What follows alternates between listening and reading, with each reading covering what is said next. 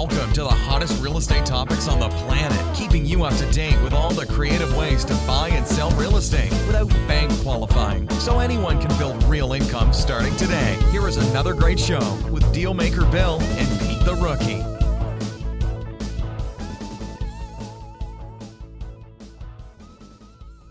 All right, here we are at Flipping Houses for Rookies. Good Hey, Peter. morning, Bill. How are you this morning? I'm good. How about you? I'm okay. Kind of plugging through all this stuff going on in the world, you know? A lot of stuff going on in the world, Peter. A lot of stuff going on in the world. You know that. True that. Yeah, a lot of stuff. Anyways, I have probably a very long but very informative podcast for our listeners today.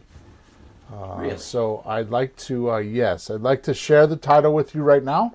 That title is Lease Option Real Estate Explained Exclusively. What do you think of that, Peter? What? So, no, I was pushing buttons on my computer and I hit the Facebook thing. Mm-hmm. So I'm all set up now. I have my attention on that. So lease option real estate explained exclusively. So before we even start, anybody listening to this podcast, it's going to be a little bit longer than normal, but I will, as always, over-deliver, Peter. I plan on over-delivering. I'm going to keep it concise, but we got a lot of stuff to cover. The other day when I talked to you, I told you that I was worried about making it one podcast or two. Yeah. So I decided to make it one. But I kind of really worked at this one, okay? Because I want to get it all in one sitting, okay? Yeah, I got it. Okay, I'll be concise too. That was concise. Here we go. Nelson Rockerfeller said in the early 1900s, the secret to success is to own nothing but control everything. So many investors that I've met spend so much time chasing real estate leads that reject them and waste their time only because they don't know what to do instead. In this podcast, I will show you how to profit more from having fewer sellers by simply knowing what to look for while deal hunting. How's that sound, Peter? Am I doing okay? That sounds about right. I hate wasting time. Good.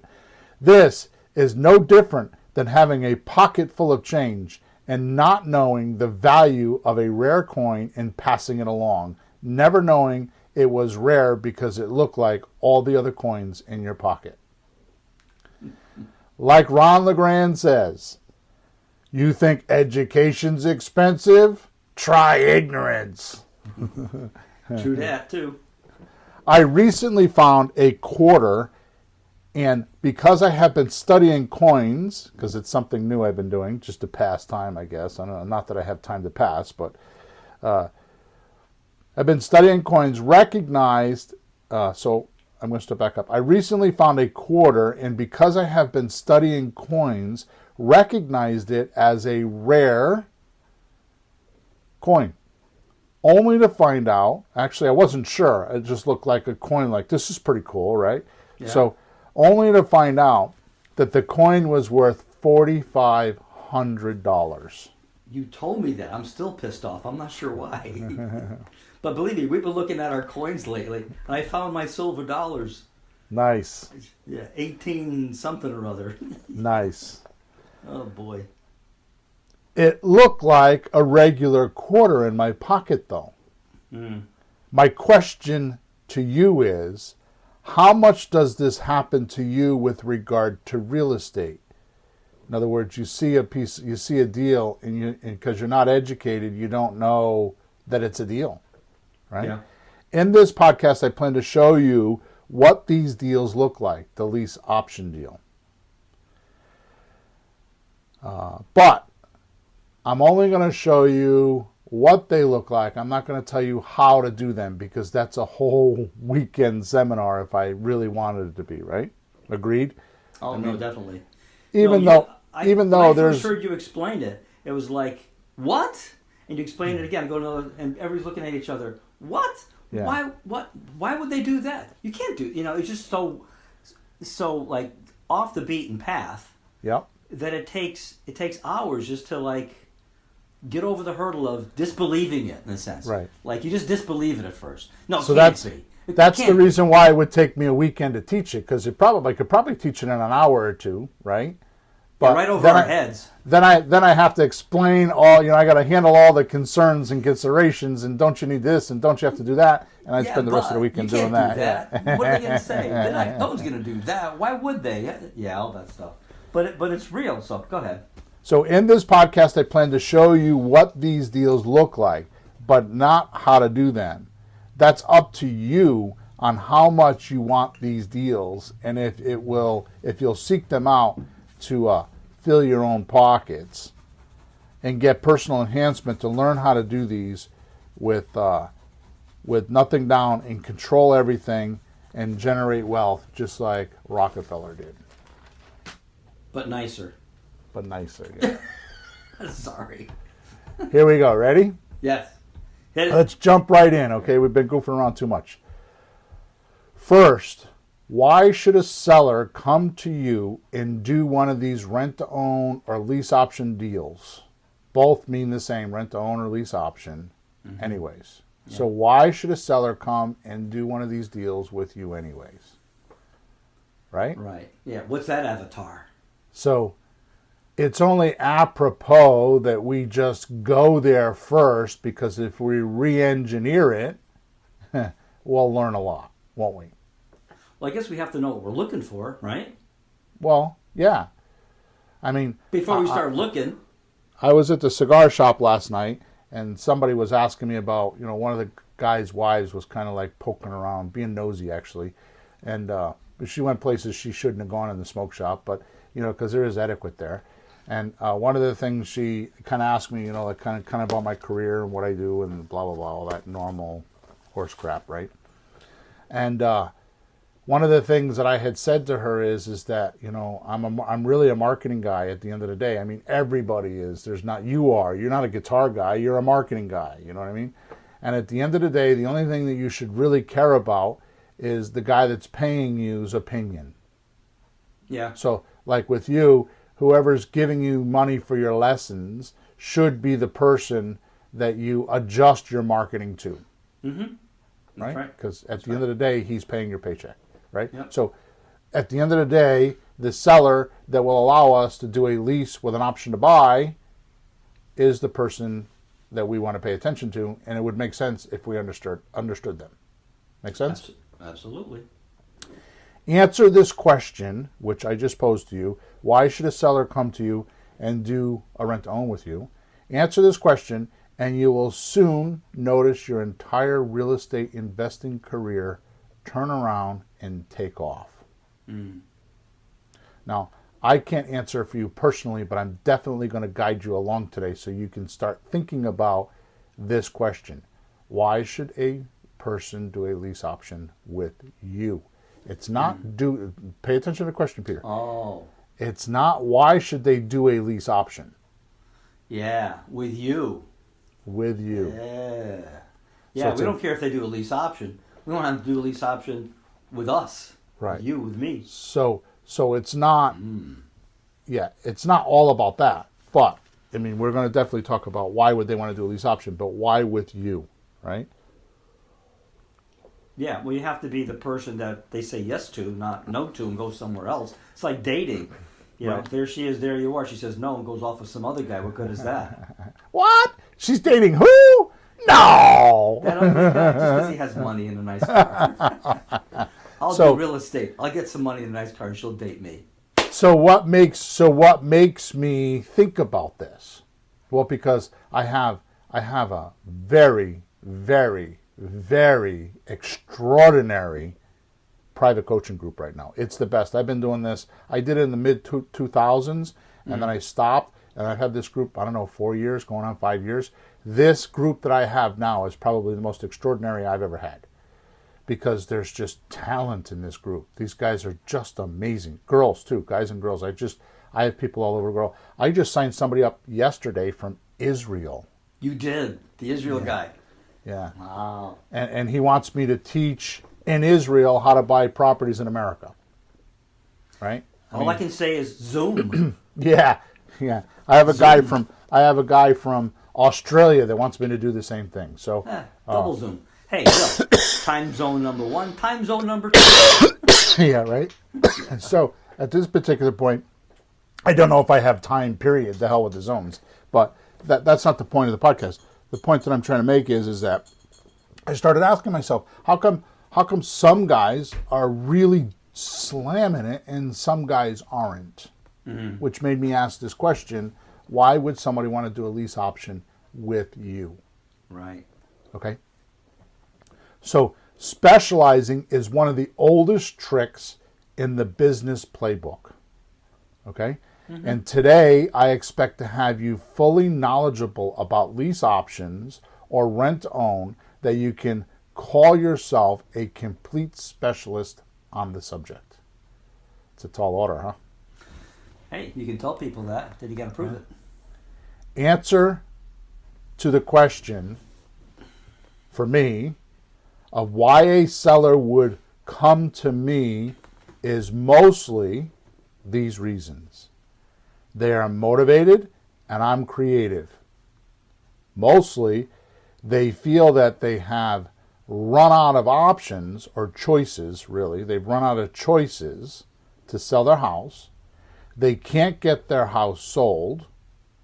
Their realtor can't get a high enough price, close in the time period they need, or because they have had past painful experiences with realtors and realtor systems, they don't want to subject themselves to those problems.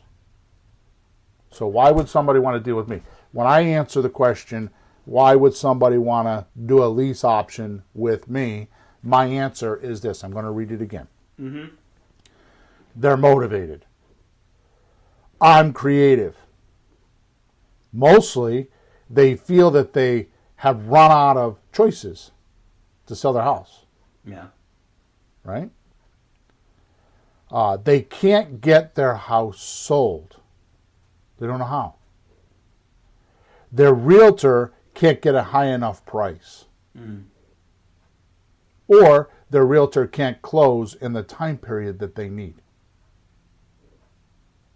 Or because they have a past painful experience with a realtor or the realtor system, and they don't want to go through that again. Right. Hey, your first answer gave me an idea, and tell me if you're thinking this or this applies.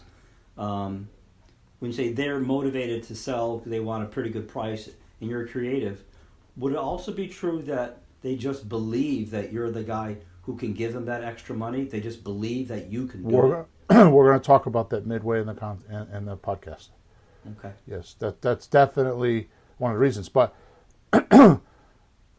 have I, in my own mind, clarified who I am? Mm. Have I made a specialist niche for myself? Right? I mean, anybody that knows me or sends me leads. I mean, I had a guy from my networking group this morning send me a lead. Yeah. Because he works for PosiGen, which is a solar guy, puts solar roof on, right? Yeah. And he was somewhere and saw some flyer. Right? So he's just sending me a lead. He has no idea. Yeah. Next Wednesday morning in the networking group, I'm going to handle that because we're actually virtual. I'm going to do like a little PowerPoint presentation on this is what a lead is for me. I'm going to use this language that I just wrote. This is what makes me different than the realtor in the group. So you can filter it that way and people stop giving you the wrong stuff a little bit, hopefully? Right. Yeah, I mentioned this to one person one time. Yeah, I'm a real estate investor. He goes, oh, I saw a house on the street. It's for sale. There's a sign in front. It's for sale. Want me to give you the, no kidding. There's stuff all over the place for sale. That's not what we're looking for. I have a coaching sign. I have a coaching client that has a person that wants to invest money with him. So he told me what he's been doing is he's been going on the MLS and sending him listings.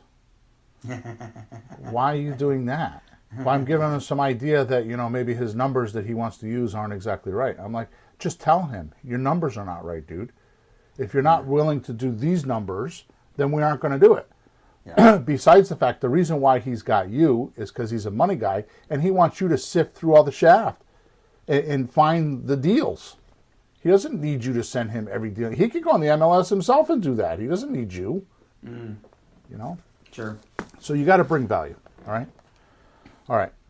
So again, it's all about motivation, and they're looking for solutions. They are looking for solutions. You get that? Motivations. They are looking for solutions.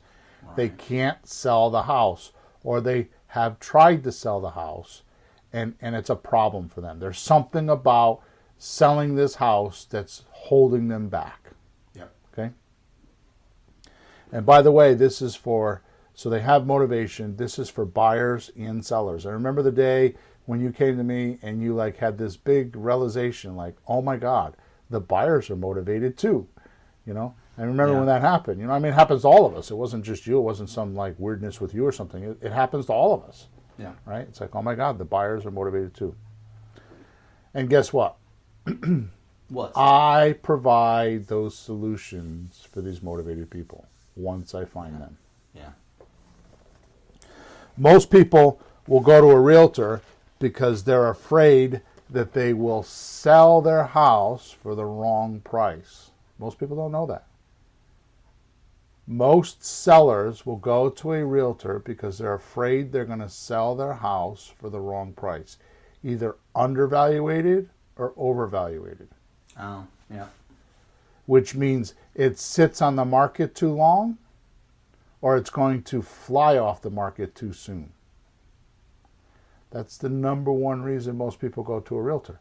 The second reason is they feel like they need somebody to consult them through the sale. Yeah.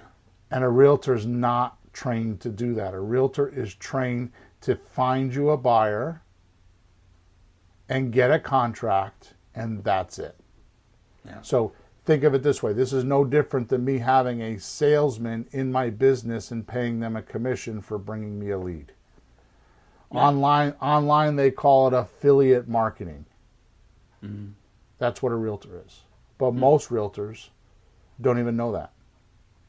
The good realtors that do multiple deals, 40, 50, 60 deals a month, which I know plenty of them, or a handful of them anyways, are the ones that have learned how to consult their sellers and keep them abreast of what's going on so they can get to what? The check. The check. The check. Right? Hey, did you say 40, 50, 60 a month, or is that a year? A month. A month? A month. Holy crap. I mean, the last realtor I used, she did 40, well, her highest month was 73 houses. And I Seriously? think her lowest month, yeah, Pat, her lowest month I think was 43 or 44. But there's a team of three of them. There's her husband, and used to be her daughter, but now she has an assistant. And so, but they each know what their roles are. Her husband is the one that will go around and show you the houses and all that. She's the one that, they each have their roles. Yep, okay. So, back to your point, Peter. These sellers are looking for experience, right? So if they're going to a realtor and they're asking for what they don't want to sell for the wrong price, overvaluated or undervaluated, they don't want it to sit on the market too long, or they don't want to sit on the market too short because they know they're giving away something, right? Yeah, you're going to lose money. So what do they want? They want experience. That's what they're looking for. They're looking for experience. This is lesson number 1 today. Be confident. Be confident. Portray experience. Even if you tell them, your seller, even if you tell them that I'm your partner and we have done hundreds of deals, it would portray experience. Yeah. Of course, at that point, you'd have to scurry around and become a coaching client and and let me help you close the deal so we have the experience you're talking about. But what better position than that? Right? But have this confidence that you have experience. And I can't teach that to my coaching clients. That's not something I can teach. No, it's like, it's like an attitude that you have. You know, you can't act like a shy person, a timid person, an unsure person. And by the way, just because this is important, because in the beginning you don't know all the answers, you don't fake them or bull your way through them. You can be very honest. Say, you know what, I'm not sure about that, but let me check with my partner. I'll check with my lawyer and I'll get right back to you. Right. They'd rather you do that than baloney them and then say the wrong thing, and you know you're full of it as well. It's totally fine. Professionals do that all the time. If I don't know something, I go find out. Right. It's better that way. Exactly right. Don't worry about that part.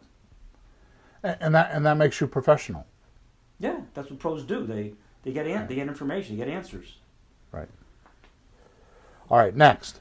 While we're on the subject, this type of transaction always comes down to excellent marketing and knowing how to explain the benefits to your seller. The benefits. The benefits. Now, here's an amazing thing, Peter. We've never talked about this, but think about this. Buyers already know the benefits, which is why it is much easier to find buyers than sellers. So buyers already know what a rent-to-own is and what benefits they're going to get. Yeah. So they're much easier to find. You know, I've had some coaching clients that are worried about how we're going to sell it. Just pretty much put it on Facebook these days and he'll sell it. You know what I mean? Yeah, I'm renting out my condo again. I just used Craigslist and Zillow so far. I'm doing Facebook next. The calls flying. People, can I see it? Can I see it? Can I see it? It's not that hard. It's strange almost. Well, because they already know what the benefits are. Yeah, and a lot of people want it. It's not like one or two show up and they hate it. It's not that hard. If you get the seller, get the seller. The buyers will pile up. Exactly. Now, you guys, meaning you and my listeners, and definitely my coaching clients, are pretty lucky. Okay? And it's because I went out and spent hundreds of thousands of dollars and countless hours testing all these different ways that you could do marketing. You know, now when I was doing it, I wasn't doing it for you guys, I was doing it for me, but I was able to document and keep track of and staticize a lot of my stats. I mean, staticize a lot of my marketing, right? So I also figured out, because I've done thousands, 4,000 or 5,000, if not more, belly to belly, nose to nose, toe to toe presentations, I figured out by people's responses what they figure benefits are. So when I'm talking to them, right? Which is why I get so grouchy, and I mean grouchy, you know this, why I get so grouchy on students changing my proven scripts, then complain my shit doesn't work, right? And then don't follow the materials because they don't follow the materials exactly. And now they're outside of my knowledge because I don't know what they're doing. They're doing something else. And then they want to come back and complain to me, your stuff doesn't work. Or they ride off into the sunset thinking that I don't know what I'm talking about. And I get grouchy about that. Because if you just do what I show you to do, and it's not even like something like, I'm not even trying to take claim for it.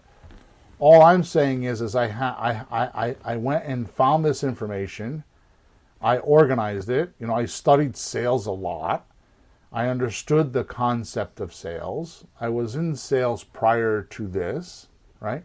And all I did was just go into the big, amazing ocean and like figure out which fish is the best to eat.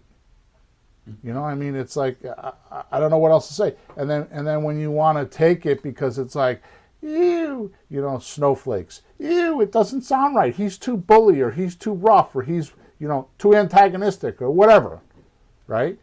And they want to change it so it's snowflake-ish, right? Mm-hmm. I can't help you. You're into a different zone than I am. I'm sorry. Just get away from me. If you don't want to follow stuff exactly, like especially the scripts, like today I'm going to give away a script, okay? At the end of the show, I'm going to tell you how to get one of my scripts, okay? It's actually called Lease Option Explained, and it's an amazing document. Yeah. Amazing, for a lot of reasons, which I'm going to go over later, right? But it's a script, and if you don't follow it, use it exactly the way I do it, don't come back to me and tell me that my results suck. I don't want to hear it. Because you suck. It's not the results. Yeah. Well, some people just don't follow instructions. They're bad students. Right. They just don't listen. They don't follow. And then they just like that. So worse than that, sometimes it's not even intentional. Sometimes they misunderstand a word or they misunderstand something and they don't even know it. Yeah. They don't even know they have a misunderstanding. And then they I'm on a tangent. I'm going to get off that. All right, let's move on, because you know how I'll end up the whole show talking about that. We'll just say, study carefully and use your materials. I'm not even going to say that. I'm going to just tell people that if they don't follow what I just said, don't send me a support ticket, because it's not going to be pleasant, okay? And it might have a lot. I might have a lot of capital letters in there with a lot of exclamation points, all those little characters, because I'm swearing my face off at you. Okay. I will say, study carefully and follow instructions so Bill doesn't yell at you then. I'll be that guy. Moving on. I'm going to share an observation that recently has come to surface so I could see it nice and clear. All right. Okay?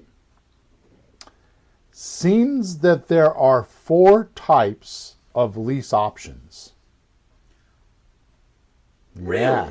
Here we go, Peter. Yep. Here we go, Peter. Okay. You've not heard this. No, nothing new for the rookie here. Seems there's 4 types of lease options. Once you call through all the training that I give or others have given, and here's what they are. You ready? Yeah. I'm interested.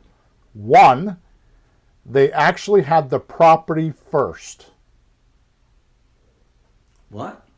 They actually had the property first. So the seller owns it and can't sell it. So that what's initiating the lease option is they had the property first. Okay. Okay. 2 is like it's an investor owned or somebody's burned out. So that initiated the lease option. Okay. Right? So he or she was a landlord first, and didn't study. I think I understood the first one. You're saying the first one, the person actually owned it as their own property themselves. Yeah, they had the property first. It's their own place. Okay. Yeah. As opposed to it doesn't have to be their own. No. I don't want you to do that. No? It doesn't have to be their own property. It could be their brothers, or there could be their fathers, or it could be their families. They have the property first. Oh, okay. Yeah. Okay. But the property is so it's seller owned and they can't sell it. That's number 1. So they have property first. Okay. Number 2 is investor owned and burned out. Was a landlord first is number 2. Mm-hmm. Number 3 is company owned and selling.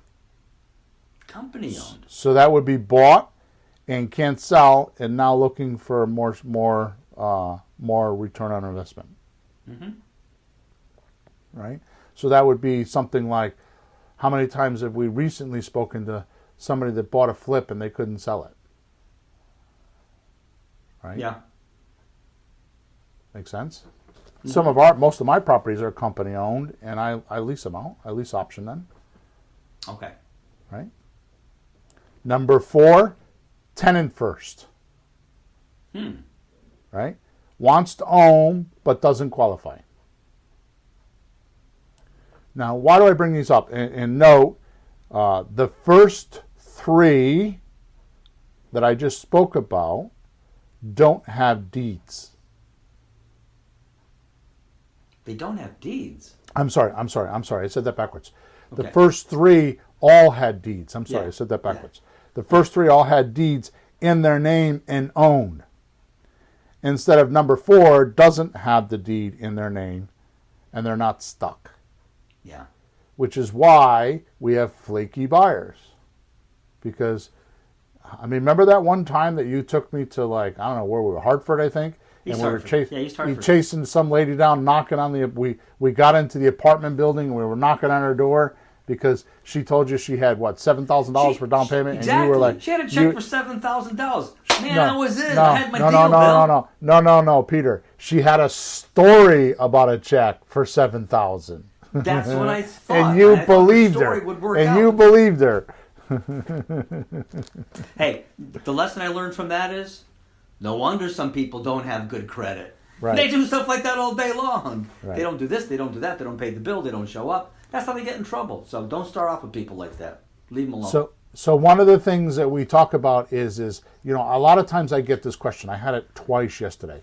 So should I open an LLC or should I open a company name? Like, because so many gurus teach, go get an LLC, right? Yeah. So my answer to that question is no. If you're going to do lease options or slot deals, which I'm going to go over in a few minutes, the difference between them. If you're going to do lease options or slot deals, then just do a few deals in your name because there's no liability. It's a limited liability company. Limited liability. What does limited liability mean, Peter? Well, the liability is limited. Yeah. So it's less than it could be. Yeah. Right? The liability is less than it could be. Well, you have no liability with a lease option. Right? Well, you don't own it. You don't own it. How would you be liable? Nelson Rockefeller said, own nothing, control everything. Yeah. Okay?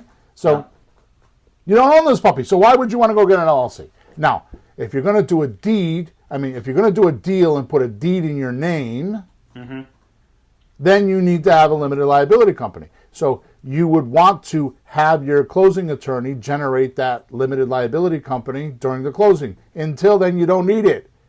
You know when you get an entity, Peter? When you're making money. Yeah, at the closing. The deed passes, when the money changes. The oxygen of this entity is money. Income. Yeah. The oxygen that makes this entity breathe is income. Don't get it until you have oxygen. Stop asking me that question. It's stupid. Why do that? Why do that?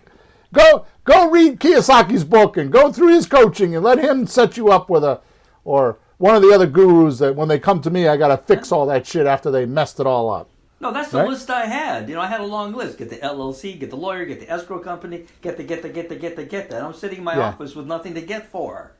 Build your team, they say. Build your team. Yeah? Well, I got a question for you. What teammate is going to give you a check today? That's what I want to know, because that's what you need is a check. Yeah. Especially a shut-up check. Yeah, how about this? You get the team together, you get a big table, you sit on the table, and the team look at you and they go, "What do you want to do today?" They go, "I don't know, I don't have a house." Yeah. How about we go find a house that somebody wants to lease to us with an option to buy it, and we sublease it to somebody else and make some money? Hello? I'm all choked up over here, yelling and screaming. Mr. Hawthorne. Coughing because my throat's all dry. You're at the beginning of the day. Save some. 1 to 3 are stuck somehow and are looking for solutions or just greedy. Don't need the cash and willing to wait with the monthly payments for bigger ROI, return on investment. Yeah. Now, instead of going through each of these 4 types that I just talked about, which I'm going to read again, all right? So the 4 types of lease options you're going to run into is the seller has the property first, it's seller-owned and can't sell. Number 2, investor-owned and burned out, was a landlord first most of the time. Number 3, company-owned and selling, they bought the house and they can't sell it, or they're looking for more of an ROI, one or the other. So that's what we are. We're looking for more ROI. Right? Return on investment. Yeah. Okay? Last one is a tenant first. They want to own to buy because they don't qualify. So why would I break these 4 up, Peter? Why is this important? Bill, I have a question on the tenant one. Are they a seller or a buyer? They're a buyer. Oh, okay. The first 3 are sellers. Right. Okay, and the last one is the buyer. Okay. So that's why I'm breaking it up, because we talk about lease options. We talk about when we buy. We talk about when we sell. Yeah. So there's different lease options. So why is this important? Well, I'm guessing that's going to help you know how to handle each person if you know their Correct. separate situation. So if I wanted to come to you, okay, and I wanted to learn how to play guitar, and I hire you to teach me how to play guitar, and I bring my drum set to the lesson, what's going to happen? We'd be in trouble. Okay. Why? Because you're not going to make it past the front door. I'm going to say, get out of here. Because, well, you're a musician. Why don't you just, teach me how to play guitar? Well, one of the things that I learned about anything is that you have to be very specific of what you do. Don't generalize. Musicians aren't musicians. Houses aren't houses. There's specific situations with each specific type of sellers. So you have to narrow it down to what the specific deal is and deal with that. Specifics. So my point here is just what you're saying. When you're talking to somebody, you might slant your language. Even though you understand what a lease option is, you have to talk about the benefit to the person that has a property first, or the benefit to the investor-owned property, or the benefit to the company-owned property, or the benefit to the buyer that's a tenant first. So you have to make sure you slant your conversation to the benefits of that person that's going to be consuming the lease option. So it's important to break them up in your head so that you don't go off babbling about a lease option and you're spewing out what you learned in the seminar. In other words, in the coaching group, we call it's when our coaching clients give a seminar, and they're talking to a buyer and they're talking about lease to own, and they're putting all these features in there that don't even pertain to them because they didn't slant the conversation to the right listener. Mm. What are the benefits? Have I made that clear? Yeah. Now, instead of going over each of these 4 and going through each of these 4 and different types of lease options, I think they're self-explanatory because I think that they're definitely, I just explained them, right? And wasting the rest of the podcast reiterating the obvious, right? I would like to dig a little deeper on what I consider is way, way more important. Is that okay with you, Peter? I like more important. Okay. When I first started doing transactions years ago, I was always in a hurry to try and get deals done. Yeah. Skimming over some details that always stung me pretty hard later. Some of them I knew about and ignored. Some of them I didn't because I skimmed over and I was too worried about getting that big fat check today. Mm. The most important that cost me a lot of time and a lot of money to learn was that I found the deals I did where the parties weren't motivated, or I didn't find the core problem that was ruining them or disturbing their life, always turned out to be bad deals. I was in too much of a hurry to make quick money or prove to someone else I could do it. Yeah. I didn't spend the time working on the underlying guidelines, which is the real motivation. The seller has to feel you are giving the gift that just keeps on giving. Like the goose that lays the golden egg, and you don't want to lose that goose. Mm. When the seller's in that zone, you have magnificent deals. Yeah. So let me give you an example, okay? Sure. I have a deal that I just did recently. It was a short deal, right? It was a $15,000 equity deal on a $200,000 house, okay? Mm-hmm. Actually, the guy's my plumber now, okay? Because I met him, and he's a pretty good plumber, and I have him doing a bunch of stuff for me, right? Yeah. It's been a while. There has probably never been a month where I talk to him, right, that he doesn't say to me, how's the house going? Did the people get qualified for a mortgage yet? And my blood boils. Oh, jeez. So I followed my own advice. And I thought to myself, I didn't find out what's really going on with this guy. I just did the deal because it was a laydown. In other words, it was really easy. And it fell in my lap. And I just went through the motions because I could. He kept saying yes, huh? He was motivated, but I didn't find the real solution. So I decided, I think last month, to actually do that. Now, it's probably a year later, maybe more. Might be even more than a year later, right? And I decided to go back and find out, well, what is his motivation? Because I thought to myself, what does he get out of this house being sold? That was the question. So when I sell this house, in other words, when my buyer cashes me out or cashes him out, what does he get? Mm-hmm. So I asked him that. And lo and behold, he says, I got a girlfriend. Because it was a divorce when I bought it. I got a girlfriend, and she wants a house. So I'm working on my credit, trying to get a new house. Yes. Bingo. Yeah. So guess what I'm doing now? So first of all... You're looking for a lease option for him? No. I probably should. But first of all... I have a question, though. So the house itself, is that clouding his credit because he has that still? You know, Peter, the funny thing, I have to tell you this. I can't resist. Yeah.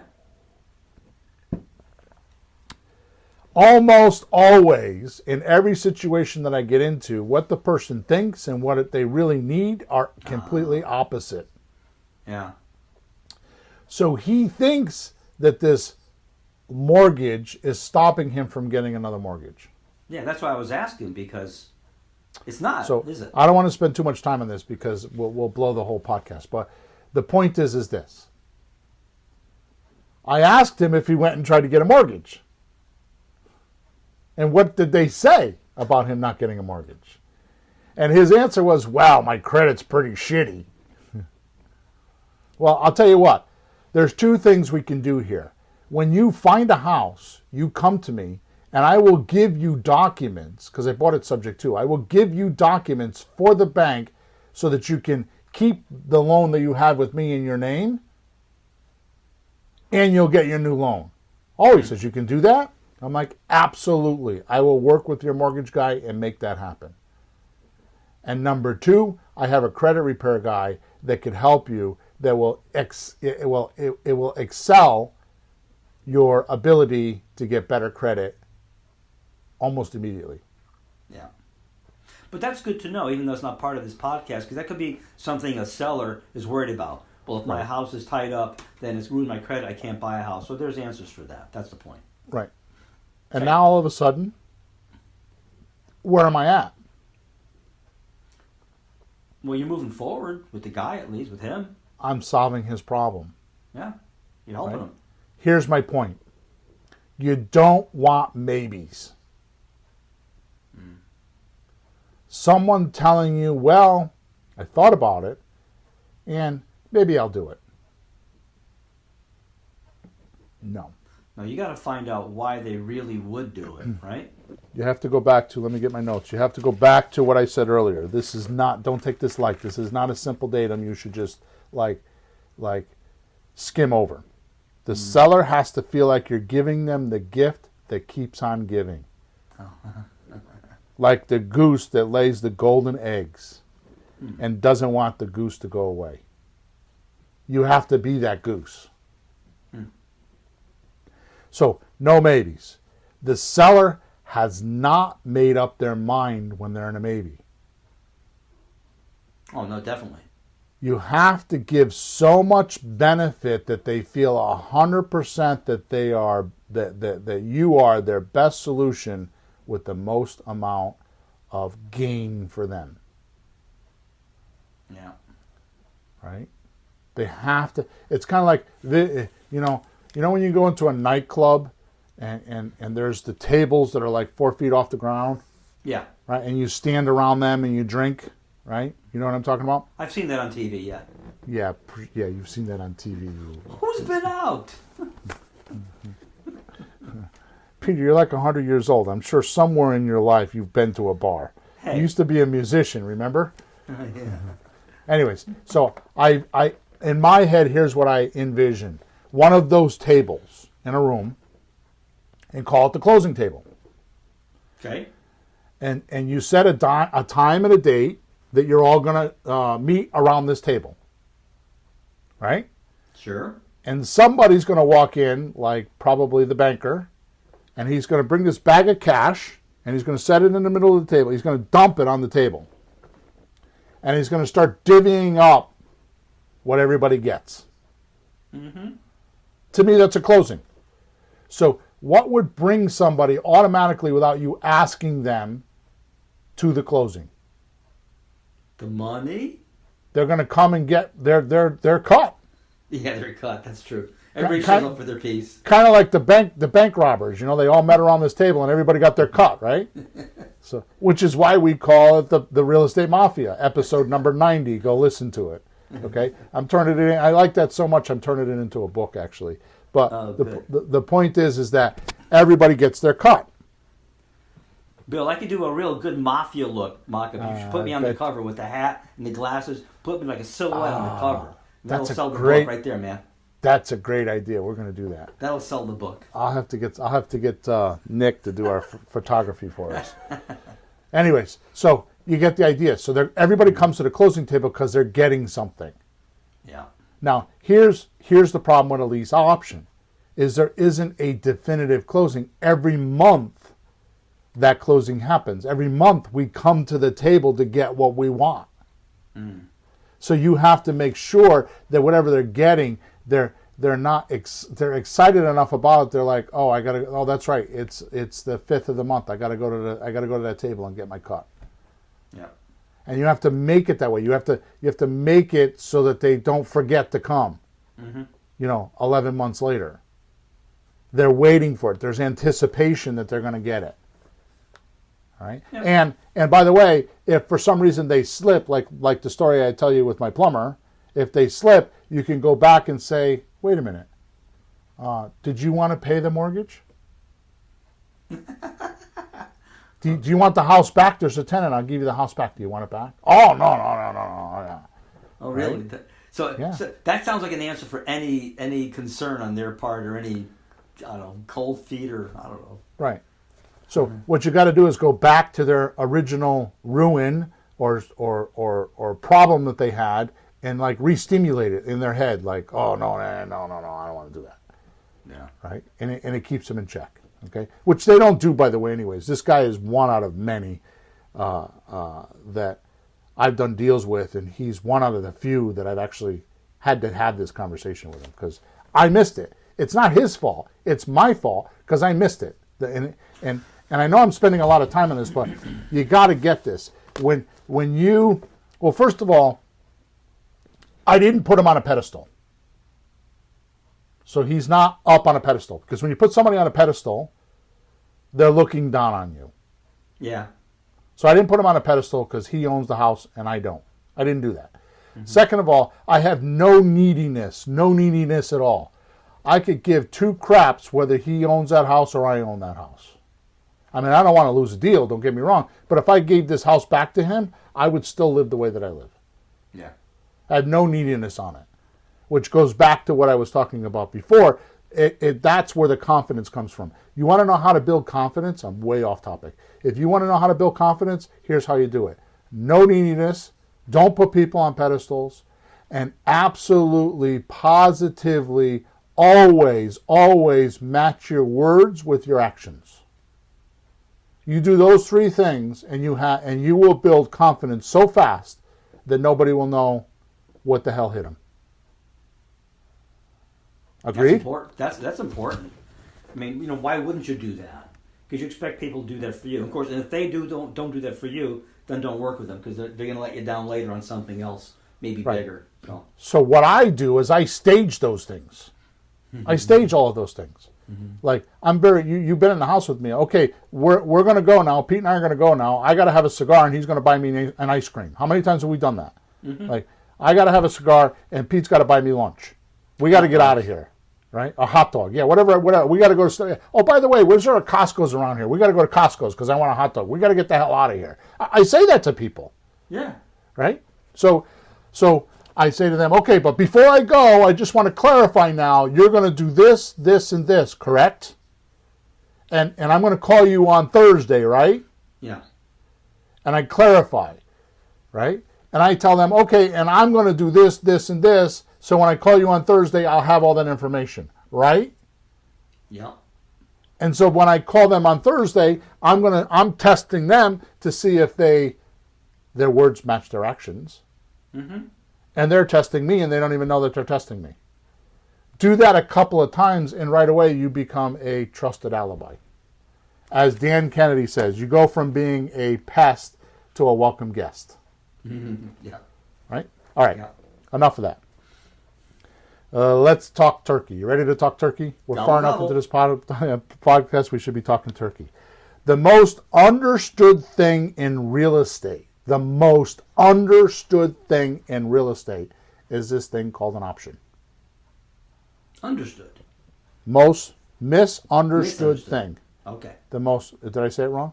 You said understood. I thought that, hey, for a change, we're doing something that's understood. That's nice. A breath of fresh air. It's Bill being an ass. It's the most misunderstood thing in real estate. Okay? Yeah. Is an option. Thank you for helping me with that. To make it real simple, think of it like a stock. Like in the stock market. You can buy the rights to own a stock, but never really own them. It's most often called calls or puts in the stock market. Okay? You pay to have the rights to sell that stock, usually for a profit, which is a call. If you don't sell it, you only lose your fee for the rights that you paid. That's a put. That sounds so strange. I'm not in that arena. I understand what we're doing in this, but I don't do that. That just sounds so weird to me. The point that I want to get here is you don't have to own the stock. So if you want to buy, I don't know, we'll say Apple stock and it's, $400 a share, you don't have to put up, you can buy, we'll say 10 shares, and you don't have to put up $400 times 10. You can maybe put up $100, we'll say, I don't know, $25 for the rights to sell that stock. Okay. Get it? Okay? Does that make sense? You're buying the rights to control that stock or to sell it. Okay? Real estate's the same way. I often pay $100 for the rights to sell someone's house. And if I don't sell it, well, I've only lost $100 for the rights to sell. I didn't put up the $200 or the $150 or nothing like that. All I did was put up $100 and have a good agreement that explains what I'm doing and what they're doing. And it gives me the right to sell this house. Okay? Yeah. Strange thing about real estate is when you write this agreement that's called an option and make it legal with my $100, you have to use some sort of tender. Tender's paper money. Yeah. If you have to make it legal with some legal tender, which for me is $100, and both you and the seller sign it, you just became an equity share in this property. So you technically, as if we were like had an LLC and you just bought some stock and you're now part owner. Yeah. It's the same way. As soon as you sign this option, it automatically happens. You don't have to do nothing. It's just the way the law reads. So Peter's selling a house for $200,000. I come along and make an agreement with him. I verbalize it, which we're not going to get into now, but we make some sort of an agreement with him, and Peter says yes. We use an option agreement to clarify what the agreement is. I give Peter $100, which, by the way, it could be $10. It could be $1 if you want. It could be any size denomination you want to use. I use 100 just because I'm $100 bill. There you go. So the point is that I'm making, once I give Peter the $100, he signs the document, I sign the document, it's done. I automatically, by virtue of our United States law, have now bought an equity share in Peter's property. Now, I don't have the controlling share he does, so I'm not stealing any. I can't steal the property from him. I can't sign any legal documents for him, but I have the right to sell the property. Mm-hmm. By having this right to sell the property, the law sees this in real estate as a part owner, like I said, which means you don't need a license to do this transaction and collect fees. So this is how we get away with not having a real estate license or being part of the Realtor Association, because it's 100% legal. Well, it's like somebody selling their own home. You can sell your own home, and you're part of that, so you can help sell it. But you know the part that I like about the option?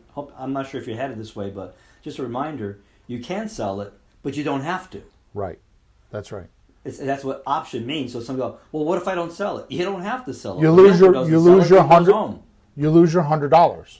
Woo! Right. So that's why we use a low denomination to be able to actually control this property. We're doing just like Mr. Rockerfeller said: own nothing, control everything. Yeah. Now pay attention to this, Peter. This allows you to control the property, but you never fully own it, and have all those responsibilities of owning it that go along with the deed in your name. Yeah. Now, with this control, now that you have this control that you paid $100 for, this right or this control, you can make money now with your deposits. Mm-hmm. You can make money later with the spread between what you're paying your seller and what you're collecting from your buyer. And 3, you can make money later with the equity when your buyer gets a loan and cashes everybody out. Right. There's some equity in the house that you pick up at the end. Now pay attention to what I'm telling you. I'm going to give an example. Actually, I'm going to keep going. I'm going to keep reading my notes. Yeah. This is like freaking amazing. I mean, come on. Only in the United States you could do this. I mean, where else could you put up $100 and make all this money? I know, it's crazy. Right? But you have to know these things, these techniques, the legal, and this isn't brand new. This has been around a long time. Now watch this. You ready? It's not over yet, Peter. We're not done with the benefits of this to the investor. Yeah. The option agreement could be 30 days or 30 years. There's no expiration. Now, is the option just the time period where you're looking for the buyer, or all the way through until he cashes out? The owner is giving me the rights to sell. If he's willing to give it to me, like, yeah, you got 30 years to sell this thing. Yeah. So you could keep renting, leasing, and then sell it way down the road. And here's the thing. It's not written down here, but I can't resist myself, okay? So many people get caught up in so much crap out there, and all these myths and all this bullshit, that at the bottom of every deal, one or two things is going to happen. You either make money from the equity, buy low, sell high, or you make money with the cash flow. Mm. So you get somebody you get a seller that wants all of his equity. He wants $200,000 or $210,000 for a house that's worth $190,000, and people give that deal to me. Because if he wants his $210,000 and he wants to be piggish about his equity and keep it for himself, I'm going to work on the cash flow. So instead of paying that guy $1,300 a month, especially if it's free and clear, I'm going to try to pay $1,000 a month, and I'm going to try to make $600-700 a month on cash flow. Who gives a flying crap how much the equity is, especially if I push it out 10 or 15 years? Right. No, a chunk of money is one thing, but cash flow every month on a longer time period, just do the math. The money's there. So if I'm going to pay down with my monthly payments, if I'm going to pay down principal, right? So I got to go 2 or 3 years paying down extra principal, but I'm making $600-700 a month positive cash flow. Mm-hmm. Like, hello? That's not a bad thing. Yeah. I mean, so it takes me 10 years to so it takes me 10 years to have the equity build up. In other words, you pay down the principal so the equity can settle in. Mm-hmm. So what? You're making $600-700 a month of positive cash flow. Right. Oh, wait a minute. Whoa. Stop. Whoa, Nelly. What? The show. Stop the show right now, Peter. What? We invested $100. That's it. $100 to make $600 or $700, and it took us probably a few hours. And how much do you have to work per month to get that $600 once it's done? So you want to bitch that you pay $210,000 and the guy took too much money? No, you're just uneducated with how you could do this deal. Yeah. That's all it is. That's all it is. It just call a spade and get your education. End of story. No. Ron LeGrand says you think education's expensive? Try ignorance. That's ignorance, thinking you're paying too much money for a $210,000 house that's worth $190,000. That's ignorance, ladies and gentlemen. You don't know that you could make money. Bill, I got to tell you something. When I called you years ago, I was at a 3-day weekend seminar. At the end of 3 days of being explained roughly these kind of things, how it can go, and you can do this and that. You get ideas, wholesaling, and this idea. The guy gave examples, and we're supposed to figure out how we would structure a deal. The last one, we all went, no, you can't buy it. He's asking too much money. After 3 days of training. You know, and the idea, because this has been around, it's not like we just do it better than other people. After 3 days, like 50 people in the room went, oh, you can't buy that one. He was asking too much money. 3 days, we got it wrong. That's why I called you on the second day, because by the third day, I was lost. 50 people didn't get it. The basic simplicity of what you're saying now. And that's why it takes a weekend to teach us, because, I don't know, we're thick-headed. That's why I told you to go get your enhancement. And it's not even so much so you can get the new training. I wish my job was as easy as, let me show you how to do this. No. My job sucks. Behind the scene, my job sucks because I got to deal with all your considerations, false data, and myths. I have to unwind all of that so that I could actually put in the simple datum that you need. No, that's true. We're not walking into this fresh and clean, are we? We're walking in with baggage, Bill. We got baggage. Yeah, this is like a bad relationship. This is like getting a girl that's been beaten by another guy, and I got to pay for it now. You know what I mean? It's like, come on, other guys. Come on. Exactly, right? So, and her father was one of them, right? So here's the deal. Here's the deal. My coaching group probably wouldn't be as much of a coaching group as it was if people just did some of the things that we talked about and didn't inject their own opinions and ideas and what they think or how they feel. And oh my God. Yeah, we're going to get off that. So this brings us down to the types of the types of option choices we can do. Okay. So this brings us down to the types of option deals we can do. Okay. Based on how we can make money. At the end of the day, Peter, I don't want to lose ourselves in this big sea of ocean or this big ocean of data, right? Because I'm not standing in the middle of the ocean jumping up and down trying to make a difference right now. I'm in the puddle at the end of your driveway jumping around splashing water. There's a big difference. Do you get it? You're a really big fish in that little puddle. And I'm a big guy. You're a big fish. And I got a cigar too, by the way. So if you don't like cigars, don't open the front door. Okay? Number one, this is one of the ways that we can use options to make money. Because if you think about it, the magic of our business, meaning Pete and Bill, or Bill and Pete, however way you want to put it, is what? Wait, say the question again. You're not paying attention, Peter. The magic of our business is what? How do we make all our money? Marketing, making money out of thin air, using matching. Using what device? The option. Yeah. What we do is the amazing thing about this option agreement is if you put it with other devices or other contracts, it does amazing things. Like putting it with a lease. Yeah. When you buy, that lease and that option will be different than the one when you sell. Right? That's right. Yeah, you have an option from the seller, but then you have an option to the buyer. So you don't want to be strict with yourself when you got a seller that's telling you, and you got an 8-page lease with all these restrictions of what you have to do as a buyer. Oh, that's right. Right? So you'll be a little bit less loose. You might have a 2-page lease with your seller and an 8-page lease with your buyer.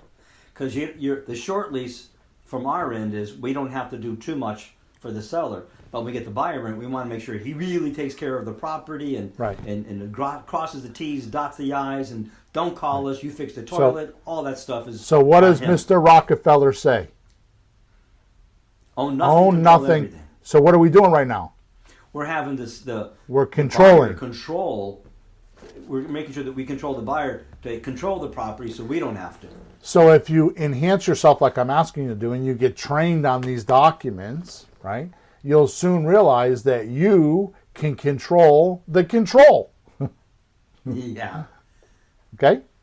But what a great answer, though, to the person who owns a piece of property. He's a landlord, and he's tired of being a landlord, which can be tiring.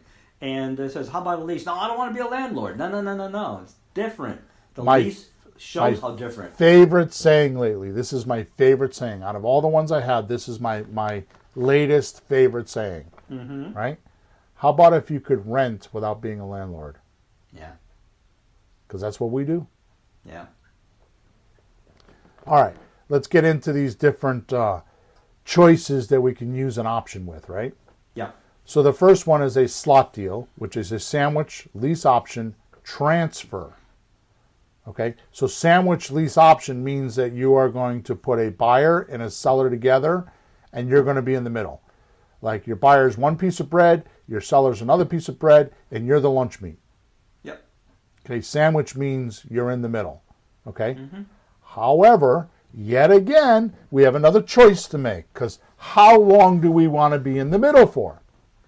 Yeah, it's like that old Clash song from England. Do you stay or do you go? Okay, I have no idea what you're talking about. But if you say so, Peter. Well, some of the listeners will know from the right decade. Will I stay or will I go? It's a big song once. But okay. It's true. You can stay, you can go. You don't have to stay in the deal. Right? Or you can choose how long you want to stay in the deal. Oh, that's good too. So what determines how long you should stay in the deal? The numbers. The amount of profit you're making. Yeah. Right? Yeah. The amount of money you're making should decide how much liability do I want and how long do I want to stay in. Because, by the way, the longer you stay in, the longer you have liability. So the quicker you can get out, the quicker you can relieve yourself of the responsibility and the liability. Well, how much liability? Because the whole point of this is because it's leases, there isn't a lot. So let's keep going, and I'll explain that in a minute because I kind of got ahead of myself. So a slot deal is a sandwich lease option transfer. It's where the seller has no equity, and you create it in the deal for your fee. Right. So you're creating the equity. The house has no equity. You're creating the equity. Okay. Example. The seller owes $200,000. And it's worth $200,000, which leaves no equity for closing cost or profit for the seller. In other words, he's got to close conventionally by bringing money to the table. Okay? Yeah, between realtor, lawyer, and all that stuff, he'd have to pay. So you do an option agreement for 2 years, right? and promise to pay all the expenses and all the maintenance and all the repairs during that time. You promise that. Mm-hmm. Okay? Oh, Peter, oh. Do you feel it? You feel the waves? I got to promise for 2 years. I got to pay and I got to do all the maintenance. Oh, where am I going to get the money? Oh, my God, how am I going to do this? You now find a buyer who will meet your obligations you made with the seller. You offer the house to that buyer for $210,000. 210. Hey, back up there, Bucky. You said it was only worth 200,000. What kind of idiot would overpay? Exactly. So if I sold you my computer, my $2,500 Mac, for $1,000 today, and you paid $1,000, how much did you pay for the computer? $1,000. At that price, I'll take two. Not a trick question, right? Yeah. But if you gave me $1,000 by swiping your credit card and paid for it over the course of 24 months, how much you paying now? More than $1,000. More. That's exactly what we're doing in the house business. Right. But these guys have trouble getting a house, so they're in a bit of a pickle, so they have to pay more to get out of their pickle, no? Right. And they know it. It's either do this or rent the rest of their lives and get hammered by their wives. Remember what I said earlier, okay? The seller. I got distracted because John West is talking to you. He said, "I hear you, Pete." I don't know. He must have been talking about your old joke before on Facebook. Sorry about that. Your song or whatever it is. Anyways, remember I got my followers too, you know. Yeah, I know. Anyways, so what I was saying before is that the buyers know the benefits already. This is one of the benefits. They can get in with little money down, no credit, and they can work on it later. Because that's why these people are usually in trouble, because they do everything later. Yeah. But in case anybody's wondering, people sometimes don't know much about this. When they find out they can rent a house to own and qualify and get the house later, they're flabbergasted. They go screaming to the spouse, honey, we can buy a house. It's not like, damn guys charging me extra for the house. They're ecstatic that they can do this rather than waste money forever on rentals. Exactly. You're doing them a favor. Don't worry about it. So Peter. Yes. I didn't write this down, but there's two things that we're skimming over here that I have to stop. And this is what I was worried about this podcast being way too long. Mm-hmm. Two things. Number one, when you're doing this, you're no longer selling a house. This is not like the rehabber who fixed the house up pretty and he's selling the house. And people still pick it apart. That's right. When we do this, we're not selling the house, we're selling the financing. Actually, we're not even selling the financing, we're selling a lifestyle. To me, it's the opportunity. It's an opportunity they didn't know they had to get a house. Right. It's a lifestyle. Yeah. It's a lifestyle. Get that. Yeah, I mean, a house what with better a yard and a fire pit and some chairs outside, and the kids can play in the yard. They're not in an apartment. And go to a better school.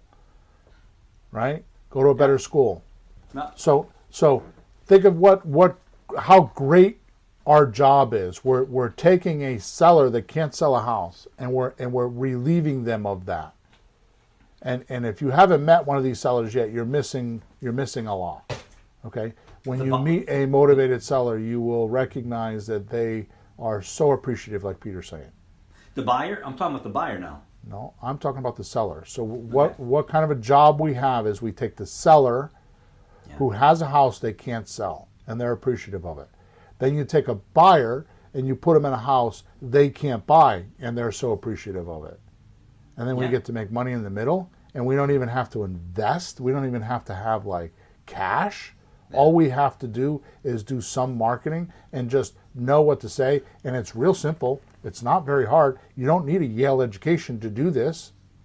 You just got to know what to do when, at the right point. Yeah. It doesn't have to be long. You just got to hit it when it counts. You know, the way I look at it is, if somebody thinks this is too good to be true, here's what's happening. A person can't sell the house. They're having a problem. Person can't buy a house. They're having a problem. You get paid to solve problems. These are problems that other people don't or can't, realtors don't solve, and we're solving it. Now, it's not on every street corner, but maybe every 5th street corner or every 10th street corner. It's there. You're solving problems when you find it. A lot of times the sellers and buyers don't know they can even do this. You have to explain it to them sometimes. They don't even know it's available. That's the stupid thing about this. They don't even know about it. We're explaining it to you. We have to explain it to them. Bill, you should write a book. I've written plenty. So, we're way off topic here, but going back to what you just said, most people don't know it because the realtor is paid on the amount of money they take in the transaction. So, would the realtor rather have $200,000 commission or 1 month's rent commission? Yeah, because this is renting and leasing. He just gets a teeny piece. No, that's why the masses don't know about it, because the realtor makes more money selling the house than leasing it. Yep. Okay. All right. So and let's he's get back. He's not patient enough to wait 2, 3, 4 years. That's right. So let's go back to our deal. So now you find a buyer. So we're talking about this $200,000 house, right? So you do an option agreement with your seller for 2 years, promise to pay all the expenses and all the maintenance and all the repairs during that time. You now find a buyer who will meet your obligations that you made with your seller and you promise to pay them. You offer the house to the buyer for $210,000. The buyer gives you $10,000 for a non-refundable deposit, which you keep as your fee. Check out what just happened. You bought the rights to buy this house using an option. And you paid $100 for a piece of paper that says you have the rights to sell this house. Then you assigned that document to your buyer for them paying the rights for $10,000. So you're buying and selling the rights to control this property. Mm-hmm. You paid $100 for it, or $1, and you sold it for $10,000. We're not in the real estate business. We're in the rights selling business. Yeah. Right? Now, I don't know about you, but is that worth it for you to learn how to do this? Is it worth it to put up $100 to make $10,000 often, very often, within 30 days? Yep. Is it worth it to you? Oh, hell yeah. You never owned the property. You just controlled it through this device called an option. Or the right to sell for only $100, which is the only risk you have in this deal, is that $100. How do you not lose money in real estate, Peter? Don't put any money in. There you go. This is how you do it. $100 is chump change. That's lunch. This is how you do it. Okay? I wish I could say that's dinner with my wife, but sometimes she spends a little bit more than $100. Hey, we just did an anniversary dinner on the patio at the nice mill on the river. Yeah. Right there, $100. Boom. Nice. You write a lease or the occupancy agreement, because that's what a lease is the occupancy lease. In other words, you're going to live in my house and here's the rules and regulations. Yeah. Between the seller and the buyer, explaining how the buyer will pay the expenses, do all the repairs and maintenance, and you exit the deal with your cool $10,000 in Hip National Bank, baby. That's your pocket. Yeah. It's cool, right? Yeah. All you did was get paid $10,000. Not all you did. What you did is get paid $10,000 for matchmaking. You found a seller, you found a buyer, and you put them together. Yeah. Okay. This is cool, right? Well, this is money now in our formula. We say money now, money monthly, money later. There is no money monthly. There is no money later. There is none of that. Right, so this is the slot deal. There's no equity in this deal. There's no reason to stick around. You help them get together. Your deal's done, out the door. The key word is transfer. Sandwich, lease option, transfer. You transferred it. So in other words, your buyer doesn't know how to find this deal, so they're paying you a fee to go find it for them. Right. Because they don't know how to do it. Yeah. Okay? Or they don't want to be aggravated with it, or they don't want, or they want, what do they want, Peter? They want somebody that has experience in doing this, so they're set up just like I talked about at the beginning of the show. Yeah. Okay, and they're paying you for finding it, and they're paying you for your experience to make sure it's all done correctly and it's all in a nice little package with a bow on top. Okay? Yes, All right, sir. so how do we do this money monthly and money later? We have money now. How do we do money monthly and money later? Right? So they gave us $10,000. Why is the $10,000 non-refundable? Let's cover that before we move on. Because it's the rights. They're paying you $10,000 for the rights, for the ability to perform on this property. Mm-hmm. It's not a deposit. We call it a deposit, but technically it's not a deposit. It's an option consideration deposit. That's its legal term. Right. So it's the rights. So if you don't perform, you lose your rights, you lose your money. Right. If you do perform, then it will count towards the house price. We take it off of the option agreement where it is, the $10,000, and we put it on a purchase and sales contract, and we turn it into a deposit. Right. And the bank likes that because they have money down now, and then they do the rest with the bank. So it becomes very normal now. I did this on another podcast, or actually did this in a coaching group, and I don't think I did it on a podcast, but just take a little bit of advice from me. If you're going to do these transactions, the best thing you can do is you can photocopy everything. If I could take somebody's face and put it on the photocopy machine, I do that. Okay? So when you do this transaction and they give you the $10,000, write them a receipt, handwrite them a receipt, or give them a receipt. And take a photocopy of the non-negotiated check, meaning before you take it to the bank. Yeah. Because what's going to happen is sooner or later when you do a closing, you're going to want to present that photocopy of that check or that money order or whatever you got. I prefer not to take cash anymore because it's just too hard. But if you did, save the deposit slip so you can show it to the bank later, because when you go to sell later on with the bank, you can give them evidence that they gave you the money. Right. The bank likes that because that's their money down. So that's the percentage, and the bank funds the rest of it. I prefer a certified check, a bank check, right? Which is what I do often. I'll make them go to the bank and bring me a certified check. I can put it on a copy machine and it's fine. Okay? Yeah. All right. Here's how we're going to do money monthly, money later. Okay? Mm-hmm. You do everything we just talked about with the option agreement for the slot deal. Except now, instead of paying $200,000 for the price, you need to negotiate 15% worth of equity, right, in this deal, which is real simple if you do what we do.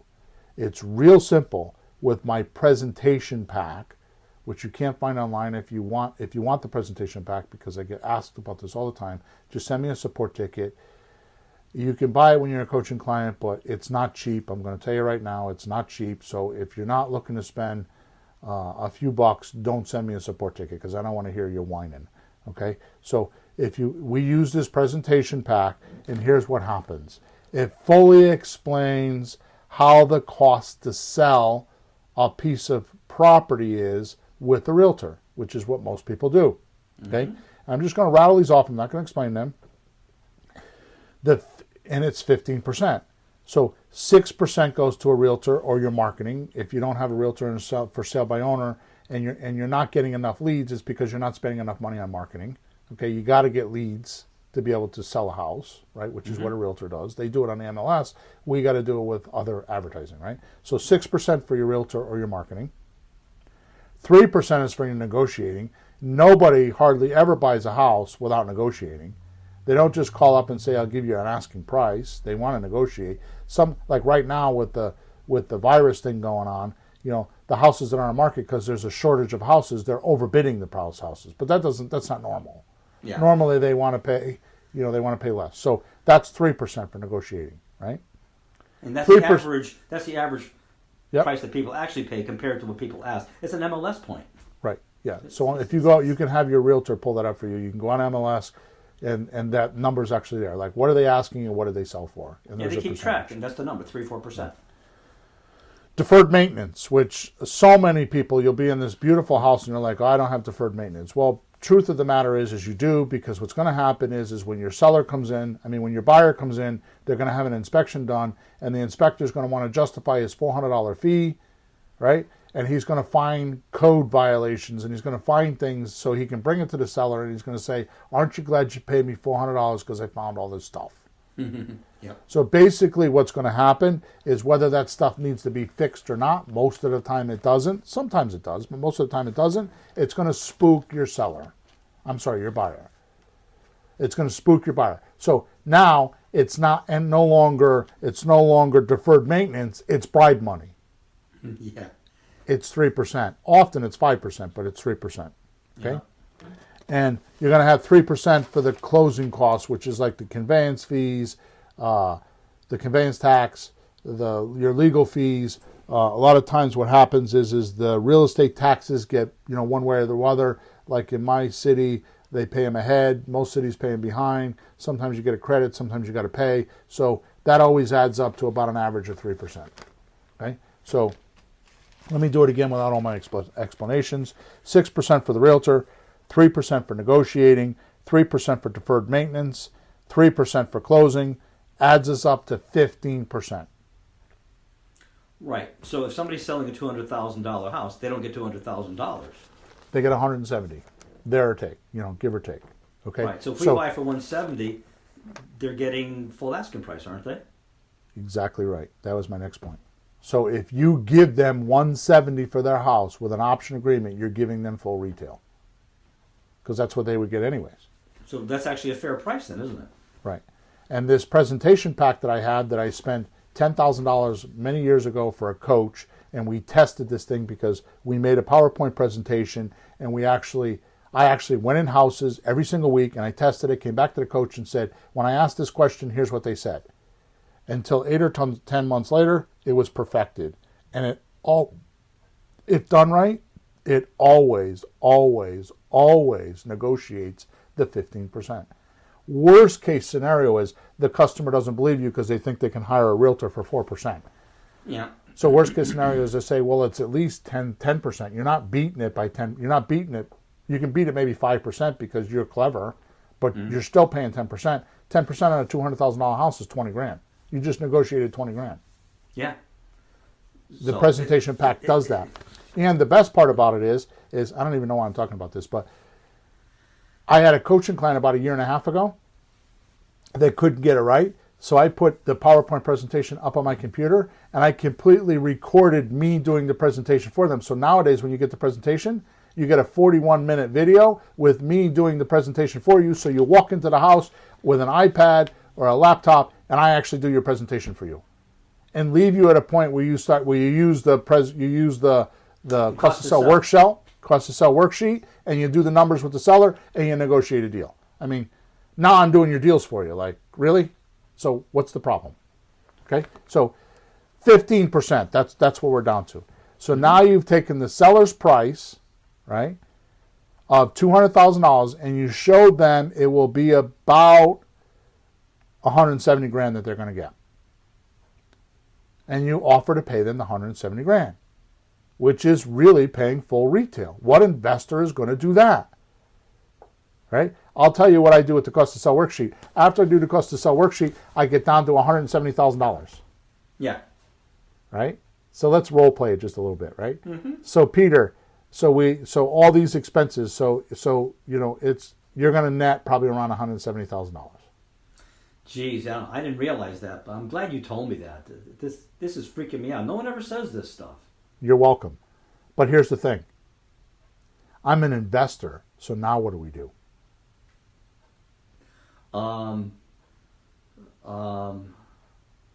You want it for less, huh? What'd you have in mind? Well, I like the 170, but what's the best you can do? 165. So if I don't pay 160 for the house, you won't sell it to me? No, I said 165. Right. So if I don't pay 160 for the house, you won't sell it to me? You do 160? Right. Can you close fast? Within 30 days.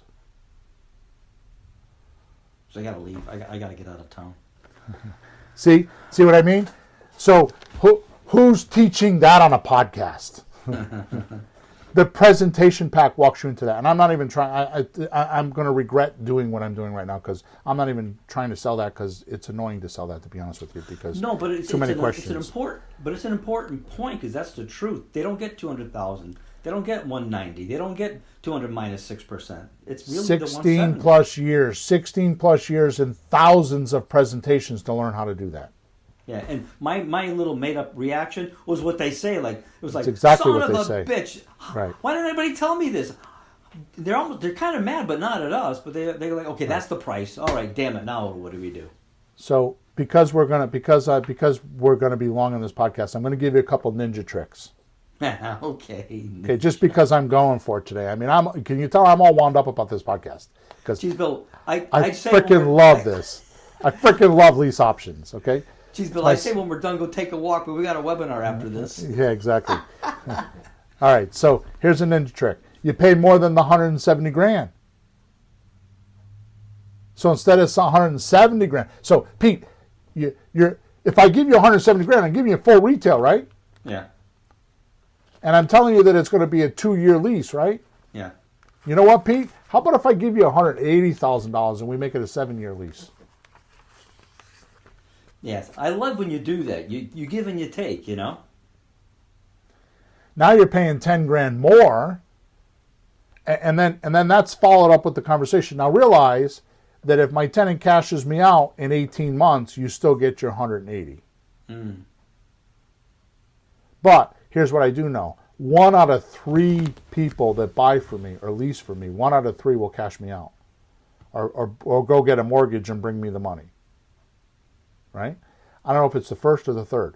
So if I do 2-year leases, I got 2 years, 2 years, 2 years is 6 years. And then each time I get, take them out and put them in, it takes me a couple months. That's why it's 7 years. Yeah. Right? Yeah. But you're taking care of everything in between, too. The seller's not on the hook. For that month that you're looking for the new guy, you're taking care of that.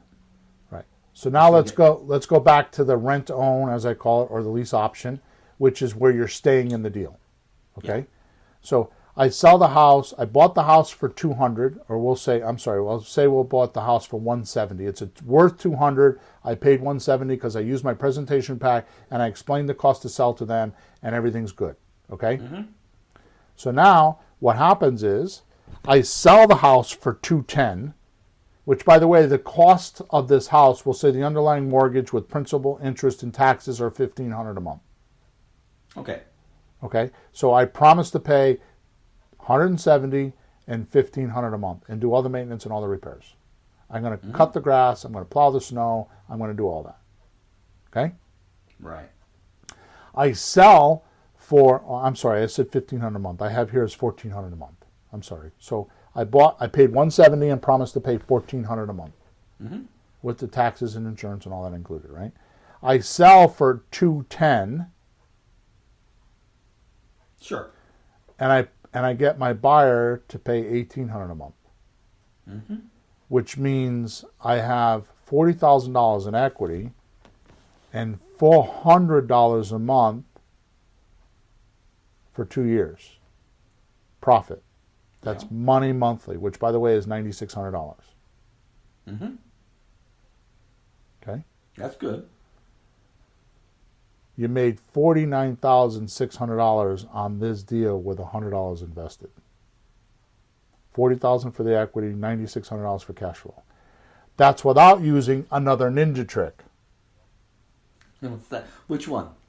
Well, I told you one already. The ninja trick about how you can pay more, the extra 10 grand, and get a bunch of time, right? How about this ninja trick, which I don't do too often. I should do more of it, actually. But you say to them, because most people think, when you do a lease option, that some of the lease money is going to be applied to the price of the house. Most people think that. This is not layaway. This isn't layaway at Target here, folks. I don't do that. But a ninja trick could be, how about if I pay you $1,400 a month, and all you're doing is flapping your lips, and you apply $200 a month towards the principal?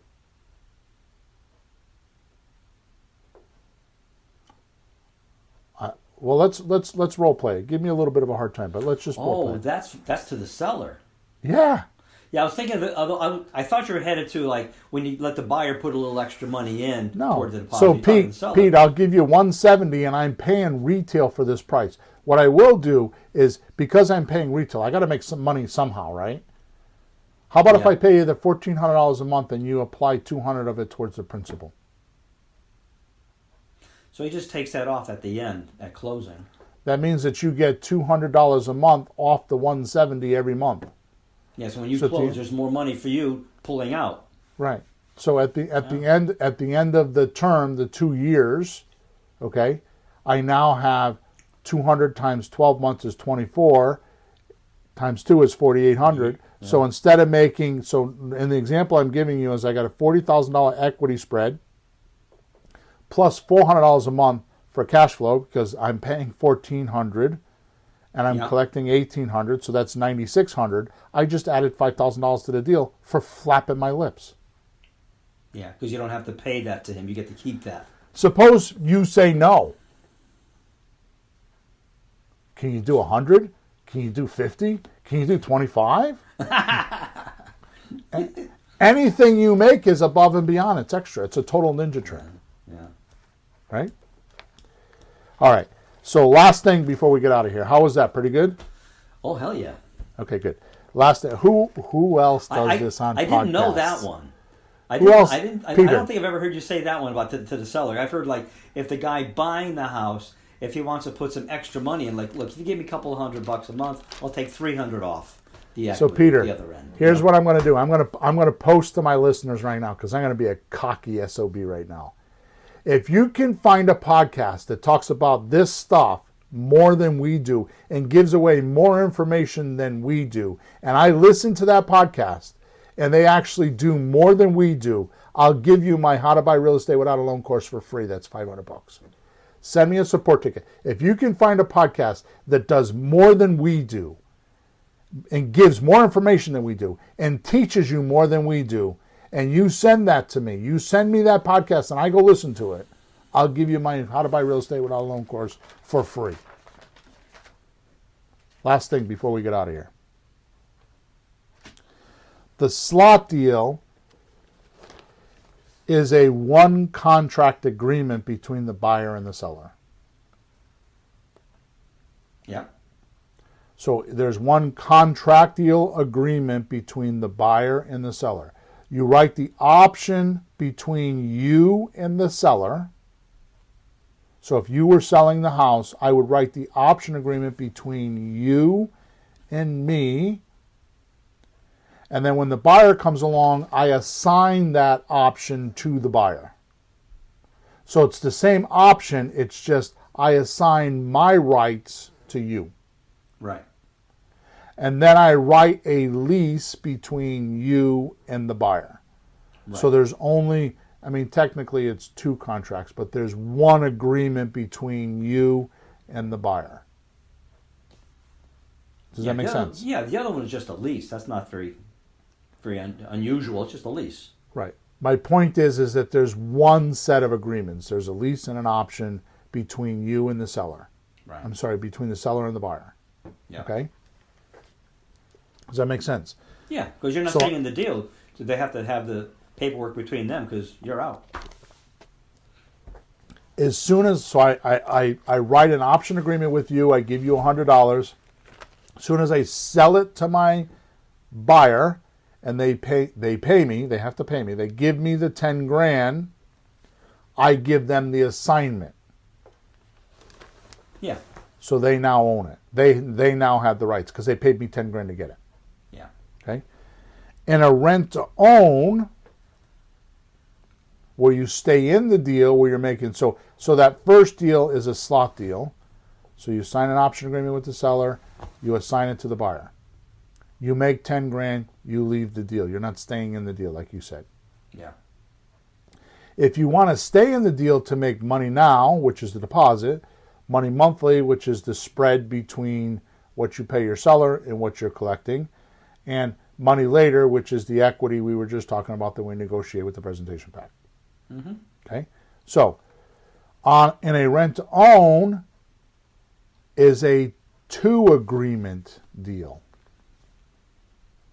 Okay, it's 2 contractual agreements, right? If you decide you're going to stay in, because you're going to want to have 15% equity and 20 or 25% cash flow. See, the first deal that you did with your seller was transparent because you actually gave the actual document that I made with my seller to my buyer, so he sees everything that I paid. He sees how much money I'm making. Everything's transparent. Yep. When I do it the other way, I don't want my buyer to see how much money I'm making. So I write one agreement with my buyer and one agreement with my seller. So there's 2 separate agreements. And that's important to know, right? The reason why is because both numbers are different. The numbers I have with my agreement with my seller is one set of numbers, which was the $170 and the $1,400 a month. Now I write another agreement with my buyer at $210 and $1,800 a month. And one doesn't see what I'm doing with the other. The seller doesn't see what I'm doing with the buyer, and the buyer doesn't see what I'm doing with the seller, and you stay in the middle. Okay? But you are the person that's responsible for paying the rent.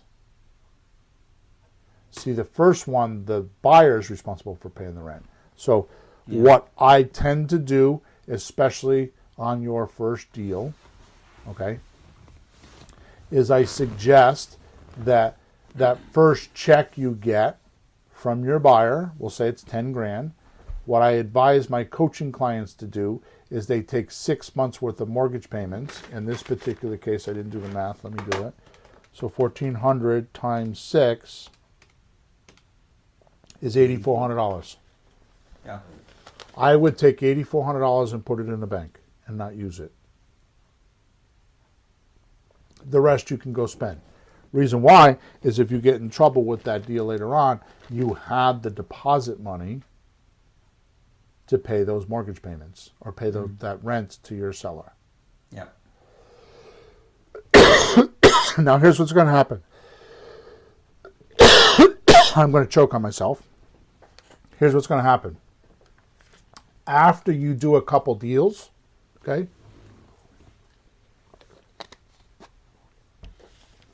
Excuse me, after you do a couple deals, you're going to have a chunk of dough in a savings account or a checking account. You know, 20, 30 grand. Yeah. Right? You can start lightening up on how much money you have to put into that reserve because not everybody's going to default. So once you, my number's 20 grand. Once you got 20 grand or plus in the account, you can afford to pay mortgage payments for 6 months on a couple of houses. Here's what happens. This is freaking amazing, but you won't believe me when I tell it to you. It takes all the neediness off of your buyers paying you. You're not like wondering if you're going to get paid because you don't have any money and you don't know how you're going to pay it. When you hit that plateau and you have the money in a reserve account, you become relaxed. You're not needy. And miraculously, it never seems to happen. Yeah. Ain't that the karma of it all? Right. Like if you're greedy and you just try to take the money, that's not a good idea. Right. So in both cases, these documents determine the money down, the money monthly, and the money later for all parties. Okay? Yeah. The biggest difference between these two deals, and then we're going to end off, the biggest difference between these two deals, between a slot deal that it's a hit and run, you're going to take your fee and you're going to leave, and the option deal where you're going to marry the person and you're going to stay in the deal and guarantee the payments, is this. The biggest difference between these two are the benefits to the seller. And I use this as a closing tactic. Okay? When you stay in the deal, you're going to tell your investor that he has hands-off investing. He's becoming the bank now. All he does is collect his money. It's hands-off. Yeah. It's like interest. That's what a bank does with interest. It's hands-off. Once they give you the money, start paying me. And if you don't, The thugs come and get you, a.k.a. the Real Estate Mafia, episode number 90. Number 2, we're going to guarantee the payments. Number 3, there's no property management for the seller. Number 4, there's no tenant hassles for the seller. Number 5, there's no loss in rent to the seller. Number 6, there's no hassles of being a landlord. AKA, my sentence. The biggest benefit you can offer your lease option person is they can collect rent without being a landlord. Mm. That's a nice little list there. Yeah. So, hands-off investing, we guarantee the payments, no property management for the seller, no tenant hassles for the seller, no loss in rent for the seller, and no hassles of being a landlord. Mm. How do you explain this to your seller concisely in an organized manner? Gee, Bill, I wish you had a script for that. So if you go to flippinghousesforrookies.com/lease option explained, flippinghousesforrookies.com/lease option explained, I have a 5 or 6 page document that you could actually manipulate the last page. It's in a PDF document, so you're going to have to take my name off of it and put your name on it. Go figure that out. I'm not doing it for you. I'm not putting it in Word. Don't send me a support ticket. I don't want to hear about it. Go figure it out. Do your job. I've done mine. Okay? Go figure it out. Take that 6 page document. First of all, it's your script. Second of all, if you have people that are asking you questions or you don't know how to respond to them, or you're having trouble with persuasive answers when they give you a rebuttal, it's in that document. Just read them that document. Because I have frequently asked questions in there. And I have benefits to the seller in there, which I just read to you. Mm. It's all in that document.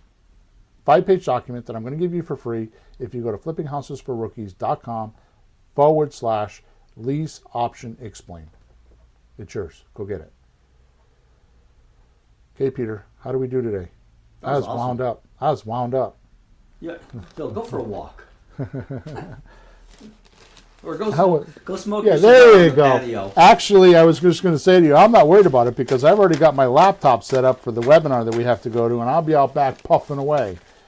Yeah, I got to set that up. Well, you need a cigar? Here's the deal. Nope. I threw down the challenge today, Peter. I threw down a challenge, not my script. It was ad hoc. If you can find some webinar, I'm sorry, not a webinar. I didn't mean to say that. If you can find a podcast that delivers more than we do on the creative real estate that we talk about, you send me a support ticket. I go listen to it. And if they actually do more than we do, I will give you my course for free. I'm that confident that we have over 200 shows, way over 1 million downloads, way over, heading for 2 million downloads. And no advertising. We have no advertising. I completely support it myself. All just for our listeners. In the name of me giving back, you giving back. We make money on our deals. We make money with our real estate, and we're giving back. And that's just who we are. Yeah. Okay? So please, wherever you're listening to us, subscribe to us.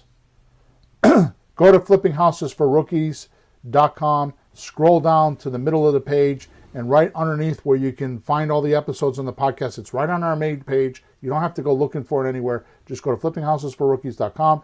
On our main page is the podcast. Right below that, it says give us a review. Please go give us a review.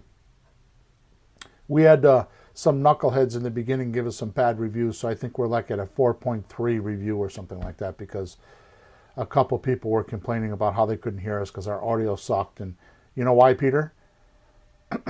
Because we're real estate people. We weren't freaking podcasters. We were real estate people. Like, I mean, if you want to pay attention to how I look or how you look or how we sound or anything like that, you're in the wrong place.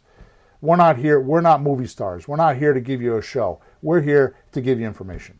Yeah. And we're doing that. But we learned and we made it better as we went. Yep.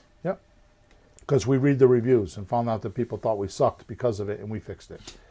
Actually, when we say we actually meant who?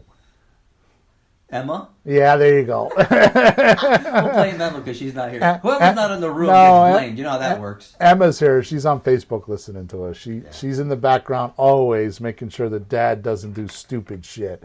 And believe me, when I do, she's the first one to get in my face. She tries to be polite about it, but I can tell by the tone of her voice. Because you want to know why? Apples don't fall far from the tree. She's a hustler. Just the way my ex-wife used to talk to me is the way she does it. So when I see her flip on the ex-wife tone, I know, oh boy, I did something wrong. I better fix this. Oh, geez, you're surrounded. My sympathies. Go give us reviews, please. We want to see them. Go grab your document, flippinghousesforrookies.com/lease options explain. Until then, I'm going to go have a cigar, watch a webinar, and chill out a little bit. Thanks, Pete.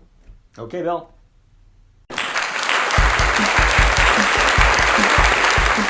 Thanks for tuning in to the hottest real estate topics on the planet with Bill and Pete. If you want to continue learning how to buy and sell real estate without money or credit, head over to flippinghouses.club for some cutting-edge real estate wealth tools. Or contact us at info@flippinghouses.club.